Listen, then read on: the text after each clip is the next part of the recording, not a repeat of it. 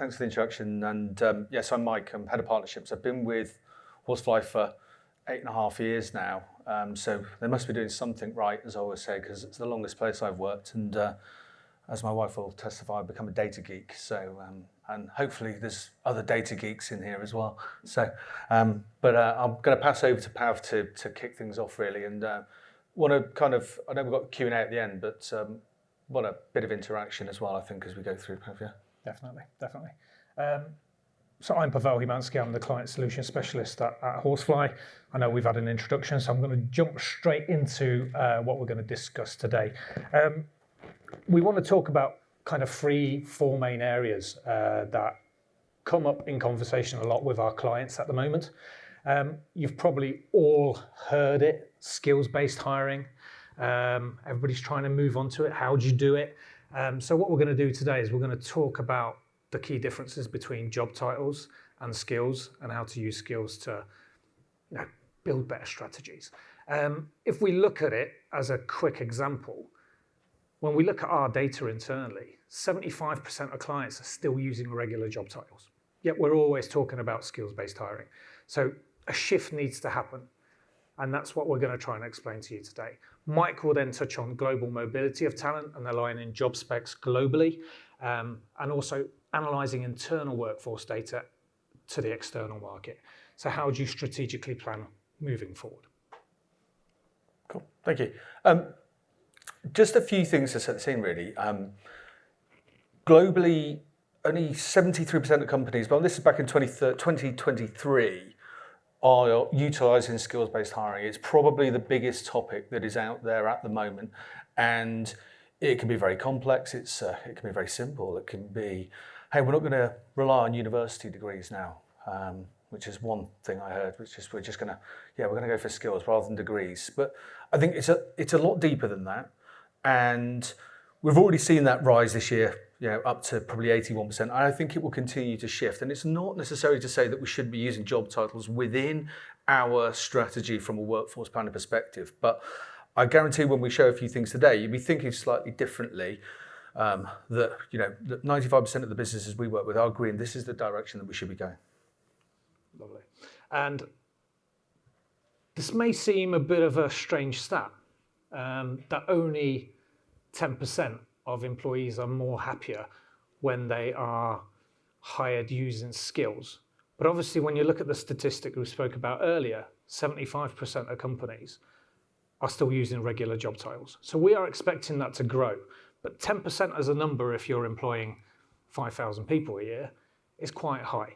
But again, we'll touch on this in a little bit more detail in regards to why skills-based is helping your organisation have happier employees, more engagement, and everything else moving forward. So, Mike. Real life example, our good friend Matthew, who's in the back here, one of our customer success managers, takes all of the credit for this.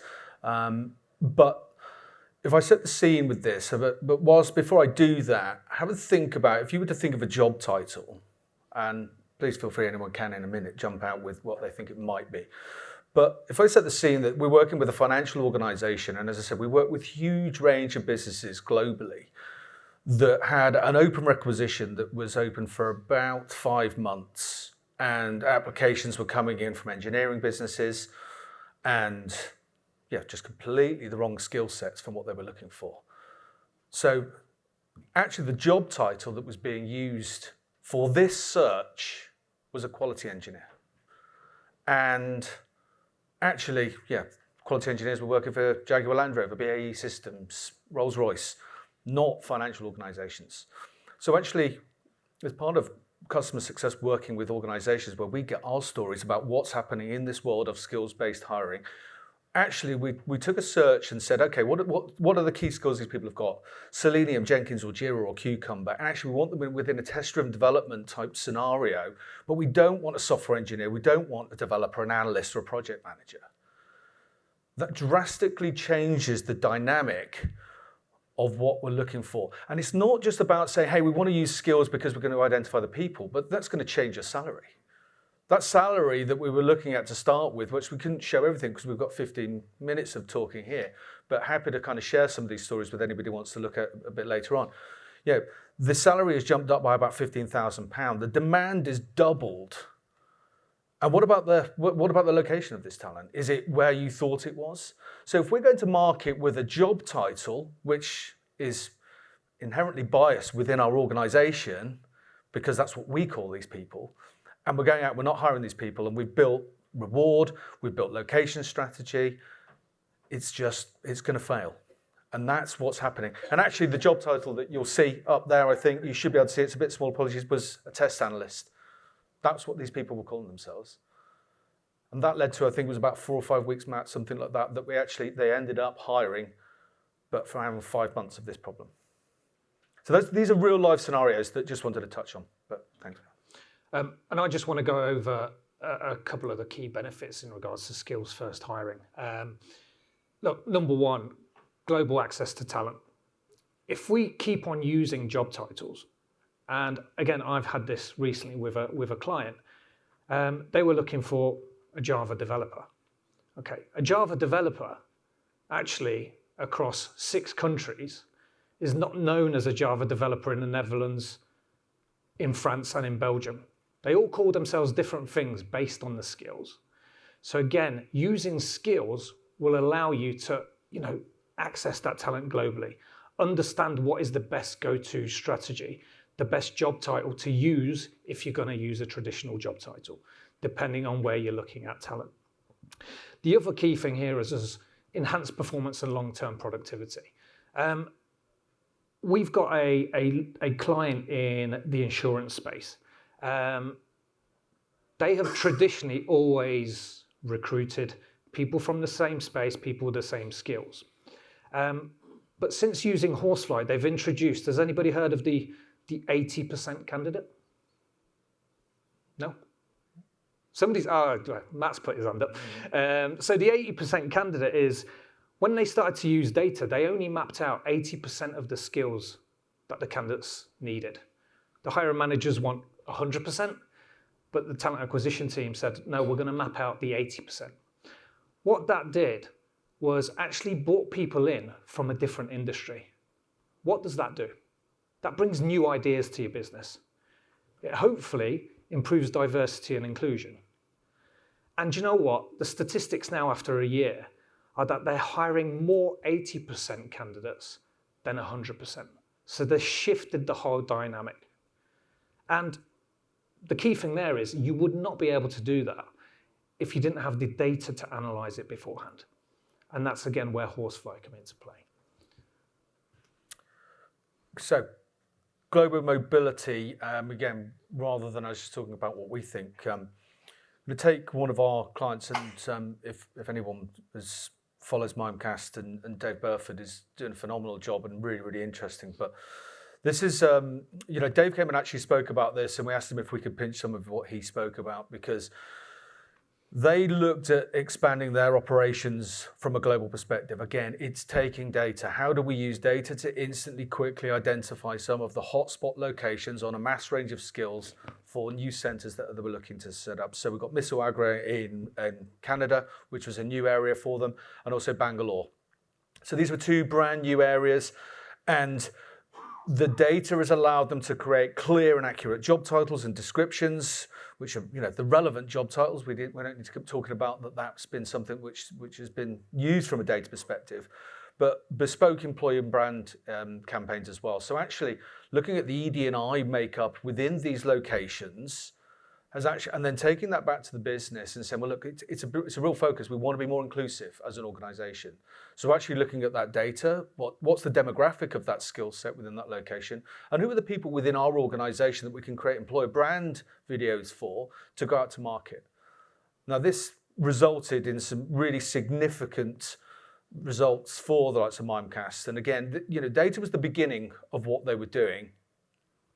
We're not all of that, but I think it is the real foundations. But this was 60 hires in 6 months in Mississauga. These are brand new locations that they hadn't recruited in before. No employer brand presence. Not really understanding the market. 28% female hires, which I think matched.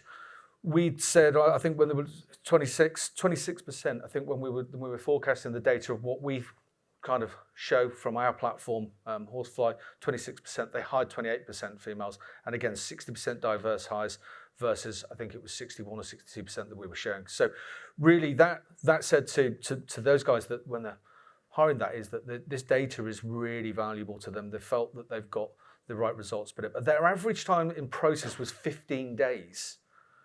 So we can talk about data. Yeah, it's great. We should be doing skills-based hiring. We should be doing this. We should be doing that. But what is the impact? And I think it's probably one of the most important things. If I could give anything for people to take away today, is what does that mean for your organisation when you're implementing data? How is it going to make an impact in your role, whether it's strategic workforce planning, as you know, workforce planning, or from a talent acquisition? But Bangalore again, 135 hires in 16 months. Gender diversity targets hit with an average application to hire is 70 days, which is good for India. And again, a really challenging location. I think it's still you, Mike. Still me. Sorry. So where do we see the market going is probably the really interesting bit, and probably sits with, I would certainly say, the strategic workforce planning teams that we talk with, the gateway for holistic, strategic workforce planning and global talent intelligence, API data. So imagine being able to take your entire career page, for example, and analysing every single job that you've got live instantaneously to create a resource plan, a cost plan, a huge range, a diversity plan, a reward plan, because actually quite often, and we're talking to a lot of TA teams actually at the moment that want this, because actually what's not happened is this type of information hasn't been used earlier. So this type of data can be pulled en masse. It is about how you can analyze all of your skills, and actually you can detect patterns within markets. And this is on a global scale. We're talking over 60 countries that you're able to get this type of data on. And that could be pulled into something like Power BI, Tableau, whatever your visualization products are. We get people saying we want an API and put it in our data lake. Well, I'm like, well, it's not really going to necessarily show you anything. But we talk about a lot about external data and what does the external market look like? And that's great because hiring, we need to hire people. But what about the internal workforce? So imagine being able to take your entire internal workforce that work for you and exporting that data and firing that at an API, for example, such as Horsefly. There are others available, obviously. But if you could then look at who are the most important people within your organization that you cannot afford to lose? Are your salaries aligned with the global markets that you're hiring in? Actually, can we look at career path analysis? So how do we look at retention? How do we look at where do these people go to next? But the idea of an API really is aligning that en masse, your internal workforce versus the external workforce, to be able to actually understand the parameters in which you're working for. And I think, when we talk about people being time poor, how do we do this? Horsefly is going to give you that opportunity. And again, one of the things we will talk about is at the end, if people are interested, we are offering an opportunity to kind of get some free API data from us. If you come over to the stand, we'll be sort of selecting a handful of people to do that as well. Lovely. We've only got a few minutes, but we wanted to bring this up because it's a great overarching image of the benefits of workforce analytics. So it's the internal data piece, it's the external data piece that Mike's been talking about. And these are the kind of 8 key areas that we've picked out where we're seeing our clients get a lot of benefit from. It's not all about benefits, it's also about cost savings, it's about strategy, it's about planning, it's reducing that time to hire. So again, time to fill, the second one there, let's take an example there. If we look at Mimecast, if you align yourself to the external market with the right skills, the right job titles, you're going to reduce your time to fill. You're going to reduce your time to hire. You're going to understand that external market. That ultimately leads to cost per hire, which is going to get reduced as well. I know it's not always about saving money, but it's about bringing all of these data points together to create strategy, to have cost savings, time savings, and to always be ahead of the curve. I don't think Mike touched on it, but again, things we can look at is future predictions of how difficult is it going to be to hire a certain skill in a certain country or a certain job title. So you can plan ahead. You can start doing your prep work early. And employee engagement is another one. We've had a number of clients who have come to us to say they've got large attrition rates in a certain area. What they didn't have was the data to understand why they're losing their talent in a certain area. And again, analysing your internal workforce against the external market to see how people move in their careers, see what job titles they move to, see what the possibility is for the future within the organisation they are in. That helps that organisation plan as well. You know, where do we take somebody? Where do we train somebody? What career path do we take somebody on? And again, we've got examples of companies who are losing a lot of their developers at a certain point of their career. They analysed the external market, created a new job title internally, aligned salaries, etc., and that stopped the attrition. I could keep on talking about lots of other things, but I know we're running out of time. We have to take some questions. But I think there's one more slide. Just, Mike, yeah, if it comes up. Okay. So yeah, we're in the far corner. Come over. Let's have a chat. We can supply you with some free data based on whatever you need. We just need some details. So yeah, just come over and have a chat to the team later. Thank you very much. Ladies and gentlemen, give them a round of applause. Thank you. Again, sort of, 20 minutes. You sort of, we're going to leave you wanting more, that's for sure. So, book your tickets early for next year. But we've got a couple of questions. One which has received a number of votes. Can I also say, by the way, if you have questions that you want answered, stick them in now to the Ask Us Anything SWP Expert Panel Q&A, and you'll find that eventually in the app. Emma says, we're all talking about skills-based hiring, but most companies are still advertising jobs. Will there be a shift for candidates who are used to looking for job titles, and how do we manage that? I don't necessarily. I think it's not that job titles are wrong and we shouldn't be using them. I think it's actually aligning the job the skills that we're looking for to the job titles that you're actually trying to hire. I mean, I'm fairly certain if all of you within this room that are hiring have got job titles that probably mean nothing to anybody else. And nobody's alone in that. 99% of the businesses we work with go, yeah, we've got them. But it's an acceptance. We're accepting that that businesses have got them. So why are we not changing it? And I think actually it's evidencing, and the amount of people that say, if I had this data, I could go and tell someone, but because otherwise it's just me. So, yeah. Pav, anything else? I think that's the best answer. Yeah. Matt. Hello, Matt. How are you? You're starting to sound like Blue Peter, isn't it? Matt, how are you evolving in SWP from a roadmap perspective? Crikey. We've got nearly out of time. So, employer value proposition is one of the big things that is coming up. How can we reduce time and friction? So, using some Gen AI to start auto-building your searches for you, so you can load a job spec, fire it in, boom, there you go, you've got that. Skills-based matching and what skills are changing. Lots of things. Come over and have a chat. If anybody wants to kind of know any more, we've got some of the team here, our customer success team, and we've got a new platform so we can show you through that as well. Lovely. Mike, Pawel, thank you very much indeed. Thank you. Round of applause, please. Cheers,